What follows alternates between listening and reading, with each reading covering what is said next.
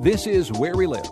I'm John Dankowski. Americans gathered around their televisions and mobile devices last night to hear Democrats talk about, among other things, income inequality and money in politics. So, of course, the debate was held inside a giant Las Vegas casino owned by a rich guy who gave millions to conservative interests.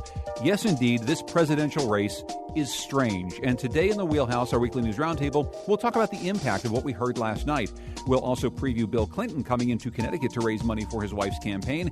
And later we'll talk about a new poll that's no good for Governor Malloy. You can join the conversation, 860-275-7266. What did you think of last night's debate? Comment on our website, wnpr.org/where we live.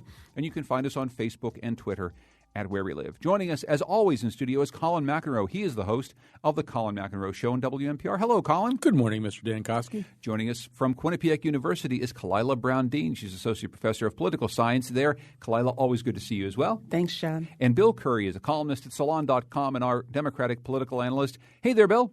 Morning, sir. Nice to be here. What I'd like to do is just sort of go around the table. We're going to hear a little bit from the debate last night in some sound bites, and I'm sure you've heard some of it. Maybe you stayed up last night. Maybe you were watching a baseball game. But for those who maybe didn't get a chance to absorb this column, what are the big takeaways for you from this Democratic debate?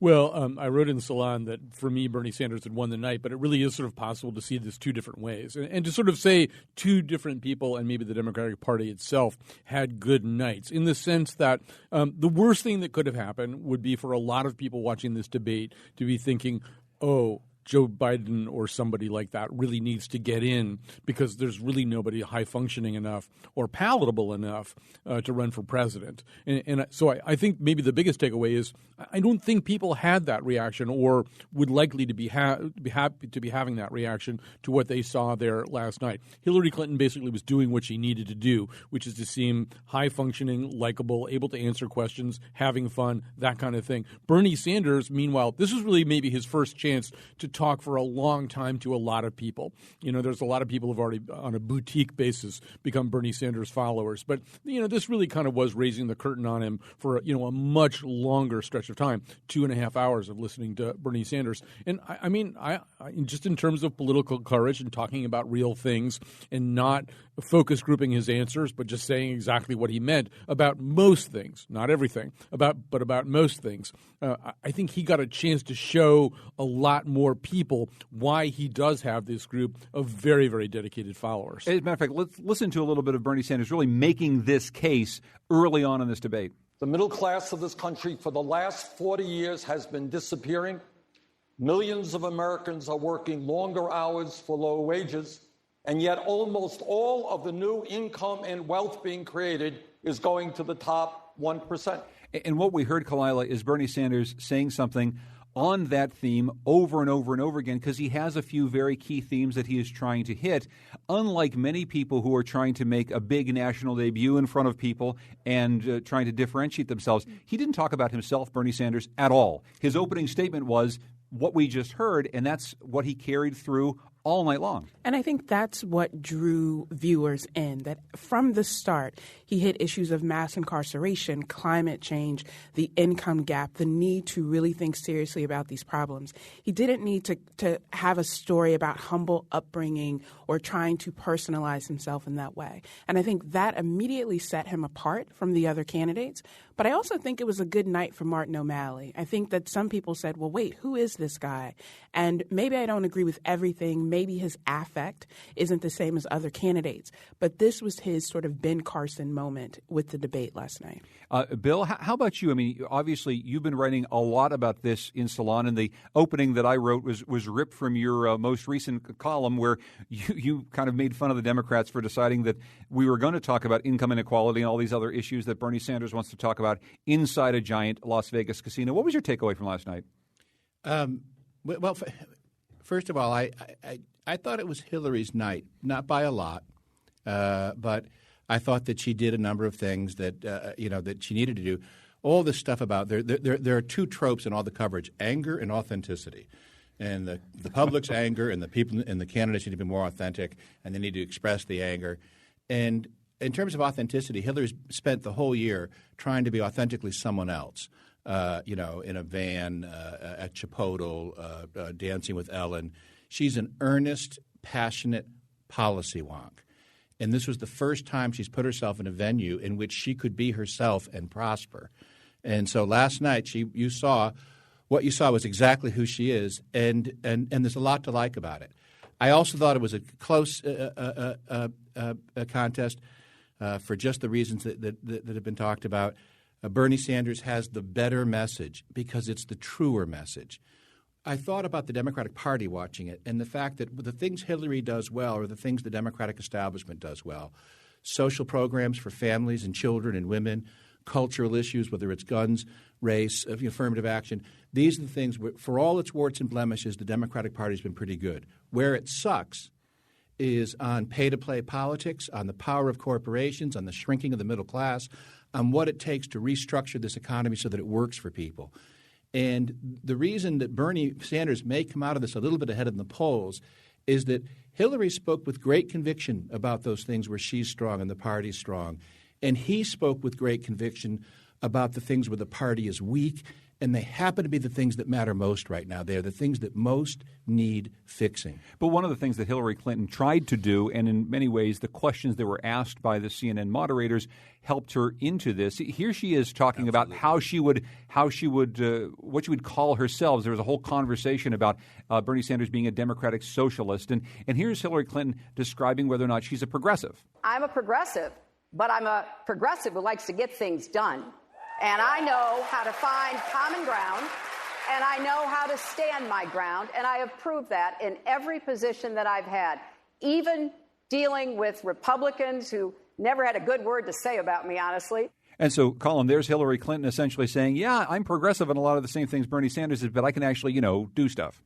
Well, okay, so that's an argument that was also alluded to nearer the end by Jim Webb, who said at one point Bernie Sanders talked about wanting a political revolution, and he said, I think unwisely and dismissively, the revolution's not coming. But then he said something that is true. He said, I just don't know how any of these ideas get through Congress. So everything that we love about Bernie Sanders, we know that what we heard from Barack Obama in his first run in 2008, by the time he was dealing with a recalcitrant Congress, there were so many things that he might have imagined that he could do that he just couldn't do. And I don't know how fair it is, particularly at this point in the debates, to say that about Bernie Sanders, that A, it's very difficult to imagine him winning a general election, but B, if you could imagine that, it's very difficult to imagine what it would be like with him talking about things like, entirely free public higher education, which is a great idea.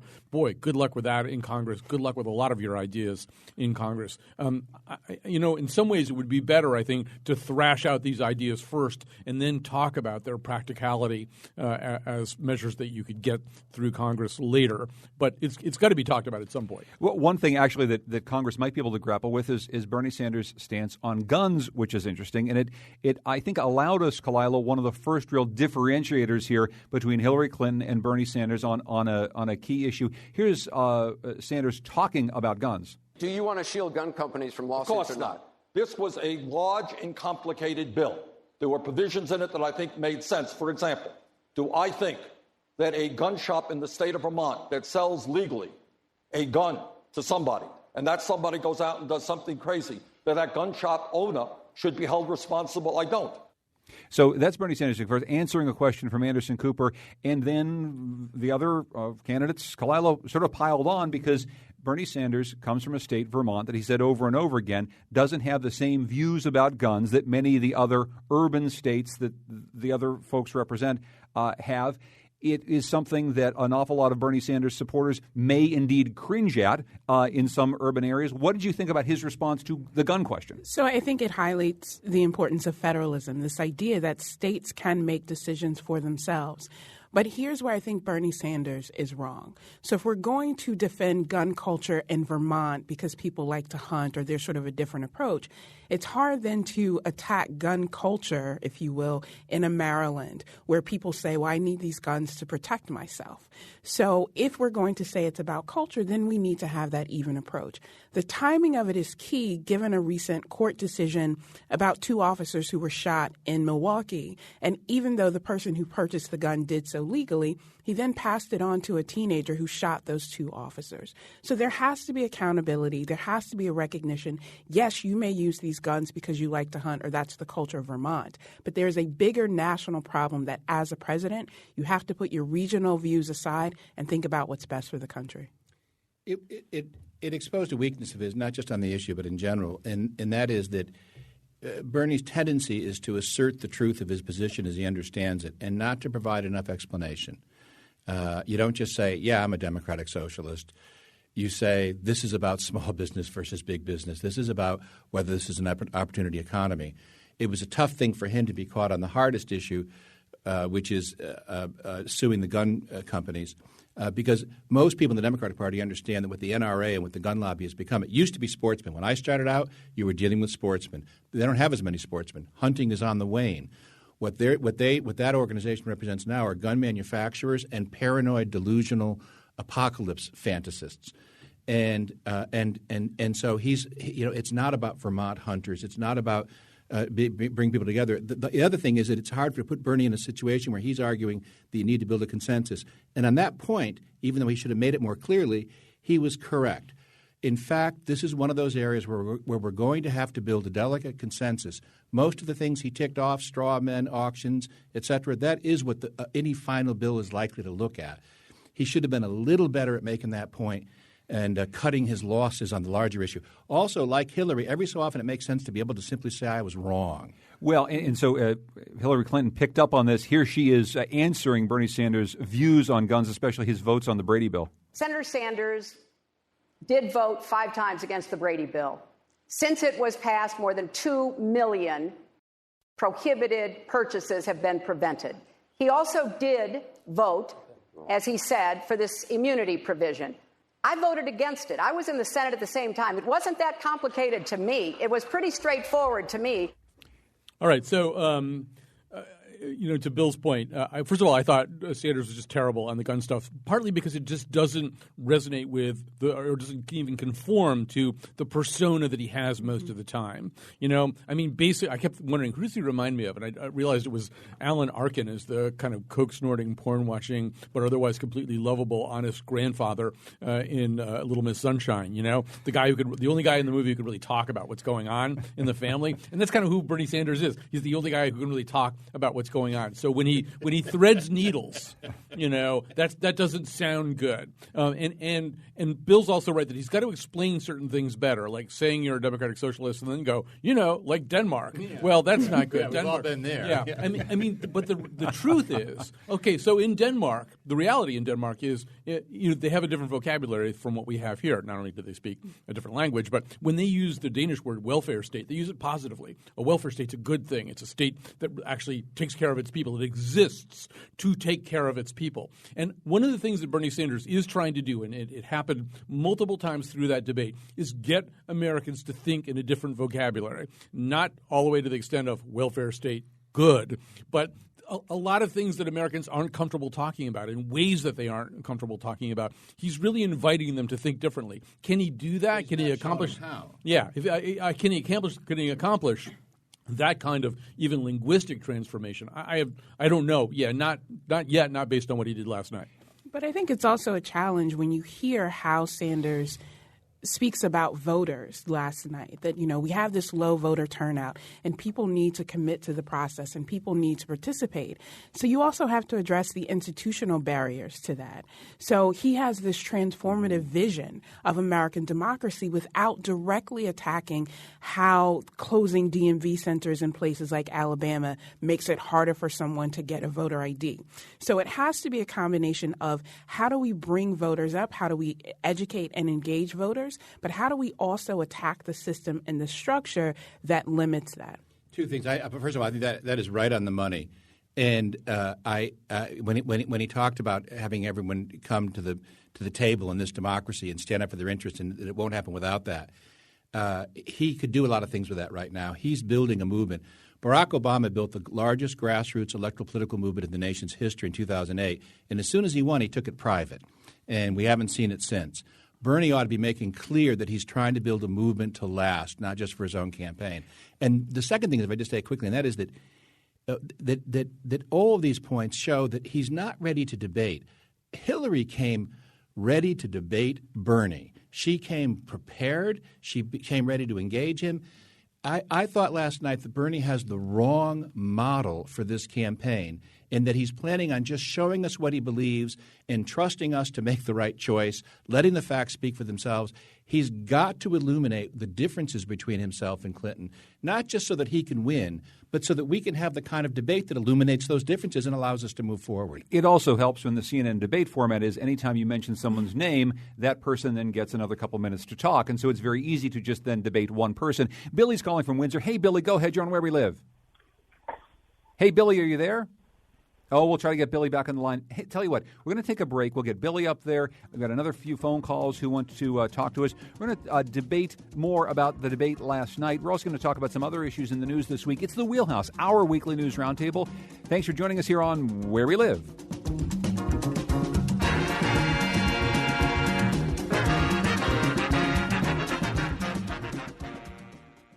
This is Where We Live. I'm John Dankosky. It's the Wheelhouse, our weekly news roundtable. We're taking a close look at last night's Democratic debate. We're going to take some of your phone calls in a moment. We're joined today by Bill Curry, columnist at Salon.com, Kalila Brown-Dean, Associate Professor of Political Science at Quinnipiac University, and our very own Colin McEnroe, who hosts the Colin McEnroe Show on WNPR. What is on your show this afternoon, Colin?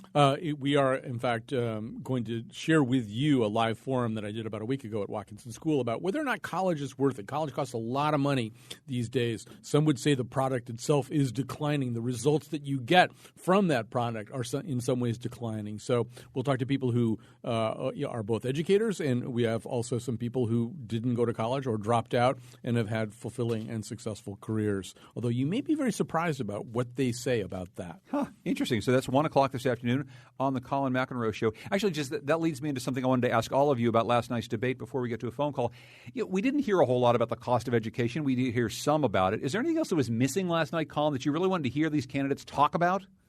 I think I'll pass on that. I don't have an automatic answer to that. How about you, Kalila? Well, I think they hit all of the high points. I think that there were issues that they could have spent more time on. I could have probably done without the segment about, well, did you smoke marijuana? And if so, how would you feel about legalization? I think My favorite part. Well, I'm imagining Jim Webb getting high, and that was a little scary. They never got to his question. No wonder you never asked him that. Yeah. There's bias because he's from Virginia, and I say that as a Virginian. But even the issue of higher education and of hearing Bernie Sanders say, I want to make public education free for colleges, and Hillary Clinton saying, well, I want more kids to do work study. I kept asking how. How is this going to work? That's where the focus could have been. Bill, anything missing? Yeah, overwhelmingly. And I know I'm a little monochromatic on this, but the issue of public corruption, how the government works, I said this over and over, but the Democratic Party has to come to terms with the fact that people agree with the Democratic positions on almost every issue in debate, from gay marriage to immigration to gun safety to the tax code and Cuban embargo, you name it. If we've been debating it, 60% to two-thirds of the American people are on the Democratic side. And the Republicans control the House, the Senate, the Supreme Court, and the presidential election is a dead heat. Why is that? The answer, I believe, is that the government has become odious even in the eyes of patriots. People have never felt this depth of anger and despair over the condition of the democracy. And that means that that if you want to be the party of government and get people to vote for you, you have to prove you're ready to fix it. So more about revolving door and whistleblowers and transparency and how you're going to clean this thing up. If the Democrats won't fix it, they'll let the Republicans kill it. Actually, I thought that highlighted an interesting distinction between Sanders and Clinton last night came with the Edward Snowden question, where she gave an implausible answer that he could have sought some kind of protected whistleblower status. Everybody's so afraid of it. Everything she said was wrong. Yeah. It was untrue. Right. That. That was my reaction to it. This is basically an untrue answer. Whereas Sanders said, look, he committed a crime, but the service to the American people in terms of knowing about some of the stuff that you're talking about, Bill, which is what the huge. law says, by the way. It just all you're saying is that he should have benefit of due process under law. Yeah, I thought it's a simple point to make. I thought that was Sanders driving some of the points that you just talked about forward in a way that nobody else wanted to. We had a little back and forth. It was funny, Kalila, on Twitter last night. You and I were up late doing the Twitter thing, and I think you and I and a lot of people were laughing about the notion that we're going to go to Don Lemon for his first question, and he's going to ask the Black Lives Matter question, which, again, it was not handled terribly well by any of the candidates, but the entire thing wasn't handled well by CNN or any piece of it. Just kind of a little ugly piece of last night's debate, I thought. I would say CNN did a horrible job when it came to asking those questions. So we're going to the Latino journalist to ask about immigration. We're going to the woman to ask about equal pay and about the benefits that women have. And I kept thinking, well, who's going to be the person that asked the question about marriage equality? Are they then trying to essentialize in that way? It was an awkward, clumsy approach that I think really took away from the importance. Whoever thought that in a presidential debate you would have a question about Black Lives Matter being asked in a formidable way? But then to kick it to Don Lemon, it just totally lost. But it wasn't asked in a formidable way. It was asked, do Black lives matter or do all lives matter? And it was one of right. I couldn't believe they did that. It wasn't one It of was the issue that it even was raised to me was what made it a surprise. But I think it was the clumsy way it was handled and the very naive way that it was handled is the very same critiques that those activists who jumped on stage with Martin O'Malley and Bernie Sanders mentioned. Look, this is not just a slogan. This is not just a political tool to be used. It is really about how people are living and dying in this country. And to some degree, all the Democrats do what Hillary does, which is just name check the issue. And it's not enough to name check Black Lives Matter or any of the issues that came up last night. Every one of them, name checking is okay with your base, but they have to be explained to the larger public. And that's what a political leader does, build constituencies behind ideas and showing that you have the ability to bring the country along, to show why there's a deeper value here that brings us together rather than drives us apart. And I thought Sanders did – I mean, he's had a problem with that in the past, with this whole question. I thought his answer was better last night. He mentioned Sandra Bland. He said, this is the difference. That's right. You get in your car, it's an ordinary day, and then suddenly it's not. One thing that I will say is that as opposed to CNN, which, in this very clumsy way seemed to try to associate questions with the actual identity of the questioners, on stage – it is kind of interesting that the Republicans have this Cheesecake Factory menu where you can sort of order anything. They got Latinos, they got women, they got a black candidate, it really was, as somebody observed last night, 5 candidates, average age 65, all white, 1 woman. It's not a very diverse field. Maybe that doesn't matter, but it really was kind of a restaurant with only 2 things on the menu. I just want to quickly get to Ted Madison. Hi, Ted. Go ahead. Hi. I'm directing this to everyone, but I'd like to hear Bill's opinion particularly.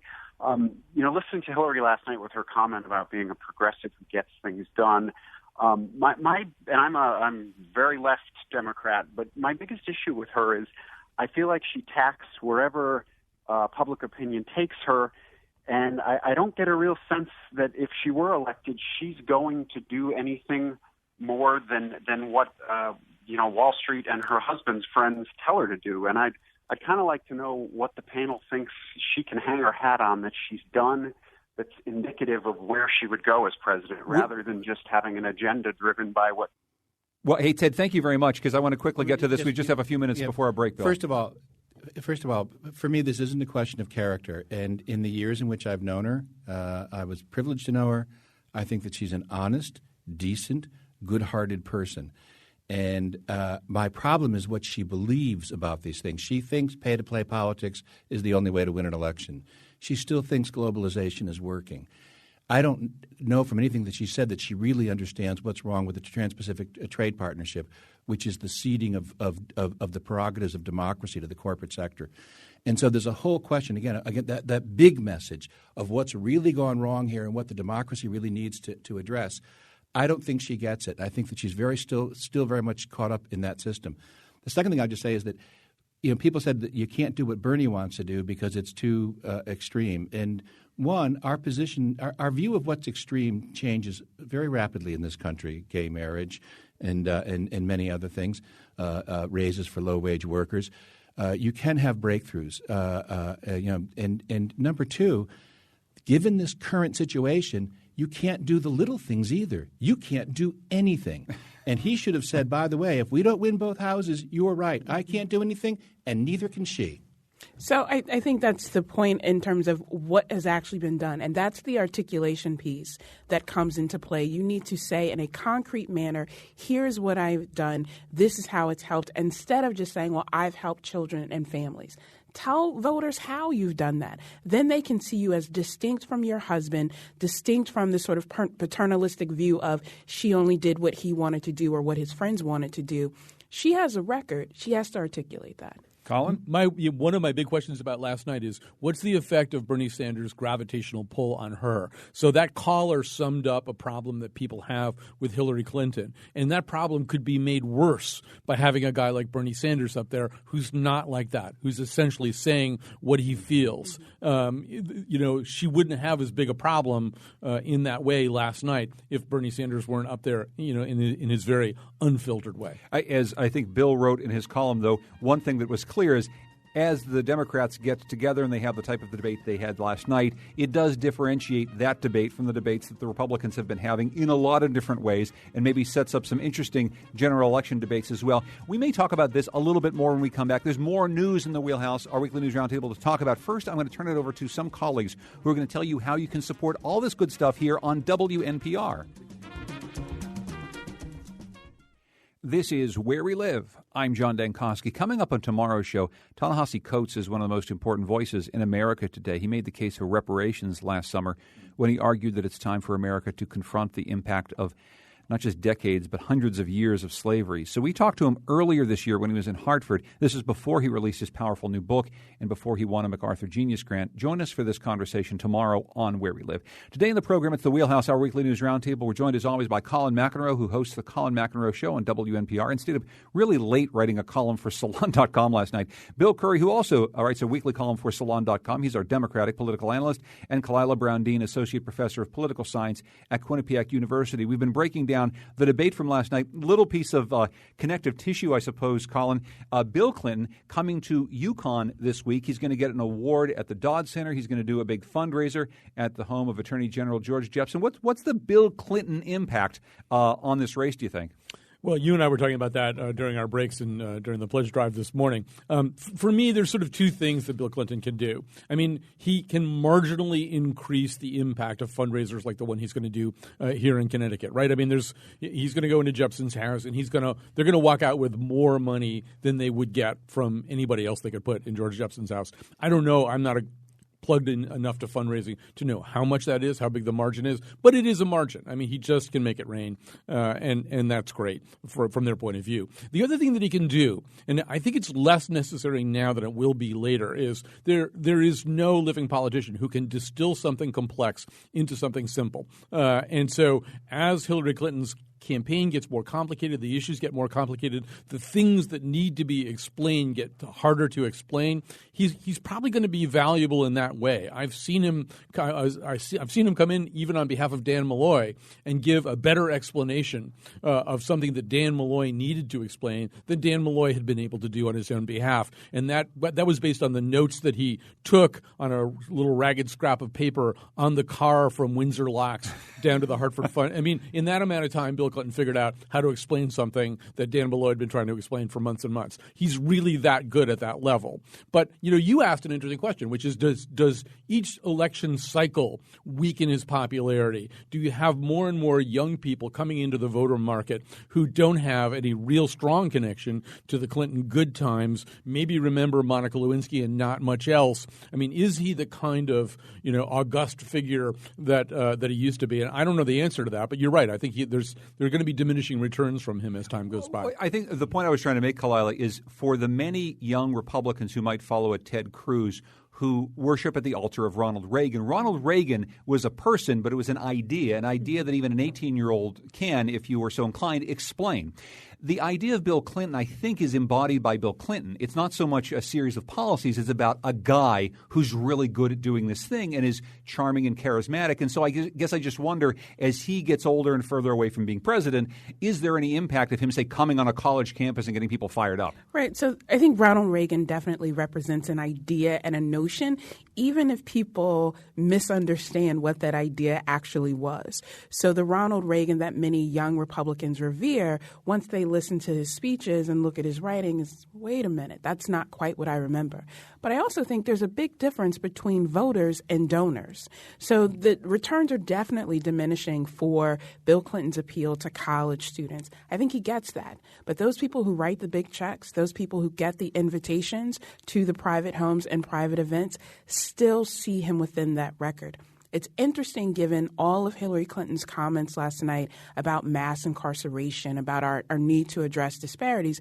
Many of those disparities were ushered in during his administration. So how he will address that, how he will reshape how voters and donors of that time remember his era will be important. And things like gay marriage and everything else, Bill, these are some of the things that now, as you look back at the Clinton years, many young voters, people who are getting involved in politics right now say, oh, that's what the Clintons did? You know, I to some degree, Colin used the word august, and That's he was the wrong word. he was never that. He always wore his power lightly. He humanizes his wife and almost any room he's in. He could turn a stadium into a living room in seconds. It was just extraordinary. The guy could talk a dog off a meat wagon, and so he still has all of that. He may not have as much. By the way, it's scandals that recede in memory. It's the Lewinsky stuff that grows dimmer, not the administration. But the challenge is still to remind people of the Clinton administration rather than the Clinton White House. Okay, That's Hillary's challenge and that's his challenge, and he's a mixed bag on that. There are two things people talk about him besides that. But he's good on the campaign trail, and in terms of reaching the young, he's better than anybody else in politics. Okay, he's number one. But I would say two things. One, in terms of political advice, I think he's a little rusty. He's as smart a person as I ever had the privilege of working with. It's breathtaking. His mind, it was like watching somebody do parlor tricks. He could think so fast. I don't think I think his problem is the same as Hillary's. He's been too long in the bubble of privilege and power to be quite the natural, instinctive populist that he once was. And the second thing is, he's advisor and explainer. The second thing is explanation. He'll still be very good at explaining why a program will work, and he'll be very good at explaining the difference between Democrats and Republicans. What he won't be quite as good at is explaining why the program will ultimately solve the problem, because the ideology they're caught in won't. One quick observation I would make is, or a question that I have. So we've seen now with the Republican field this group of politicians who are young, who are presidential aspirants, who are on the national stage. And we know that the Democrats don't have that kind of bench. I'm back to my point about, I think the average age on stage last night was about 65. So one of the questions is, and we know that this young sort of Marco Rubio generation of Republican politicians, they are inspired by the Reagan legacy. They came of age, they got turned on during the time of Reagan. And the question is, will Bill Clinton ultimately result in that kind? In other words, you think about the Castro brothers, and maybe even Chris Murphy might be an example of that. People who maybe got excited about politics as young people coming of age during the Clinton era, when this was really something that people could believe in and get excited about. Is that cohort coming along? Because if it's not coming along pretty soon, the Democrats have a whole other problem. You mentioned earlier this trip to Connecticut that Governor Malloy, or that Bill Clinton made on behalf of Governor Malloy, explaining some of Governor Malloy's positions in a way that indeed humanized him and got the point out. This is something, a Bill Clinton visit is something that the governor might want this morning. A new Quinnipiac University poll released this morning has nothing but bad news. It says at the headline, Malloy hits rock bottom in Connecticut. I'm going to read from the top line. Connecticut voters disapprove 58 to 32% of the job Governor Malloy is doing, his lowest approval rating ever, and the lowest score for any governor in the 9 states surveyed this year by the independent Quinnipiac University poll. The governor gets a 4-to-1 negative score for the way he's handling taxes and the state budget. He's not running for anything right now, Colin, but this poll just coming out right now. What does this mean? Well, I think we've all assumed for a long time that he's not going to run for governor again. Even before we saw numbers like this. This would tend to drive that point home. And, I haven't had a lot of time to drill deeper into the crosstabs, but some of them are really alarming in terms of his lack of support among Democrats. As you get down into specific issues like taxes and budget and stuff like that, you have a greater than majority number. I think on one of those indices, 61% of Democrats disapprove of the job that he's doing. So, yes, when you're a governor just, getting kind of nostalgic and misty-eyed for the days when your approval rating was way up at 43, you've got a real problem. And another thing about Dan Malloy, one thing that makes him different from almost any other governor, comparable governor that you can think of, is he's never had the 70, all right? I mean, Chris Christie, Andrew Cuomo, I mean, no matter how low their numbers go, you can look back to a time when their approval rating was 65, was 70. He's always been a porcupine. You know, he's never had that kind of a number. So, and I think the question then is, what's next? You know, not just for the people of Connecticut, but is this a national profile? Is this part of a bigger problem? And if you look at the base, you look at the groups of voters who are most likely to support him, they are the ones who are saying these new economic policies, these planned cuts, you know, reopening contract negotiations, trying to change higher education, those policies are going to affect his base the most. And so if you lose that base, what is left for you to really govern on? You know, a couple of things. First of all, the key to both of Malloy's victories was Tom Foley, and if Tom's done, so's Dan. He's the one guy that he could have beaten and did twice. And so that, you know, talk about the luck of the draw. And the second thing is the kind of person he is and the kind of political leader he is, he's paid a huge price for not doing what he ran on. Opening up government, higher ethics, property tax reform, opening up the state employee health care plan, putting an end to corporate economic development policies. You could take almost that entire platform, and he's actually against most of it in office, and I think he's paid a huge price for that. He's in the absolute corporate wing of the party, and I would just finish by saying that there's the corporate education programs, which cost Bill Finch his job in Bridgeport. The corporate economic development, the sort of corporate bribery economic development model, which is not working here and shouldn't work anywhere. And now he's about to go off to the Democratic Governors Association, which is a PAC. It's a super PAC. And he's going to spend the next couple of years raising money from corporate interests. And that's never – 2 words, John Rowland.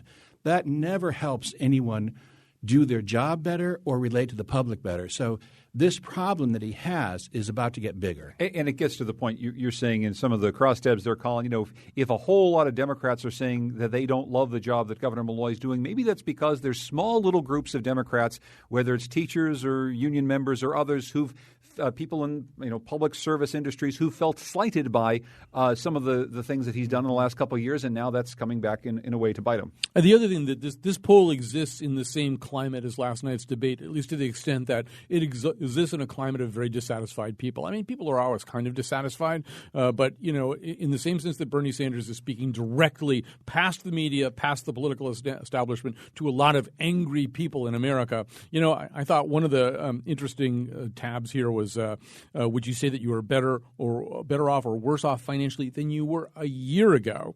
44% of people said they were worse off, and that's 48% of independents, 56% of Republicans, 29% of Democrats. So that's sort of a political answer, but it's also, we're talking about a year. A lot of people think they're claiming anyway, they're worse off than they were a year ago. That's a sign of a very discontented Republic. But it's not entirely certainly Governor Malloy's fault that Connecticut has had this very slow recovery from the recession, and much slower than a lot of other places, Kalila. This is what a lot of people are feeling, though, when they answer a question like that. Right. And so they're thinking about their sort of national standing and not necessarily making the distinction between what's going on at the federal or national level that may shape what happens here at home. But the reality is simply, if the perception is that people feel that they're doing worse off, it doesn't matter. If they're blaming Malloy, it doesn't matter if they're saying it's part of a holdover from a prior administration or prior national issues. This is the reality for many people in Connecticut.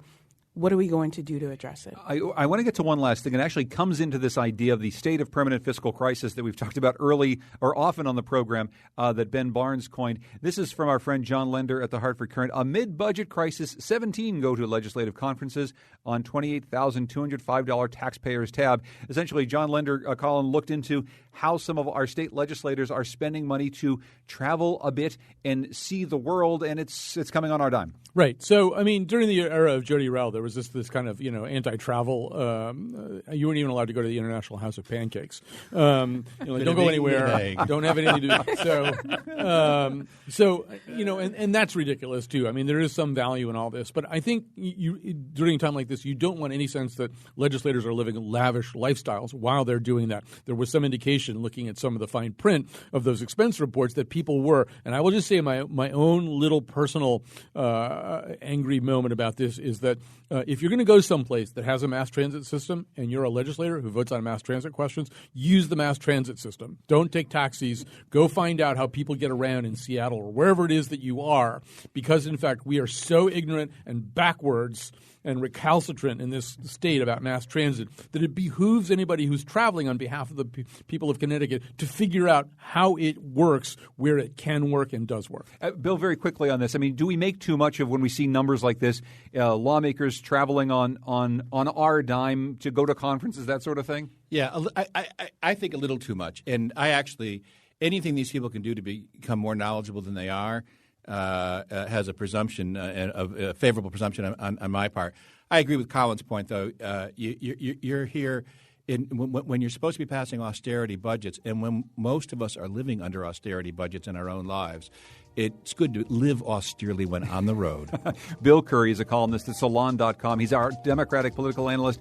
Thank you so much, Bill, for joining us. I appreciate it. My pleasure, as always. Thanks, as always, to Kalila Browndean, Associate Professor of Political Science at Quinnipiac University. Thank you, Dr. Browndean. Thank you, John. And thank you to Colin McEnroe, host of the Colin McEnroe Show on WNPR. Thanks, Colin. Oh. Yeah, it was a long morning because we've been asking for money from you, and we're going to continue to do that because we need to raise money to pay for this great programming. Here's some folks to tell you how. Thanks for listening to The Wheelhouse on Where We Live.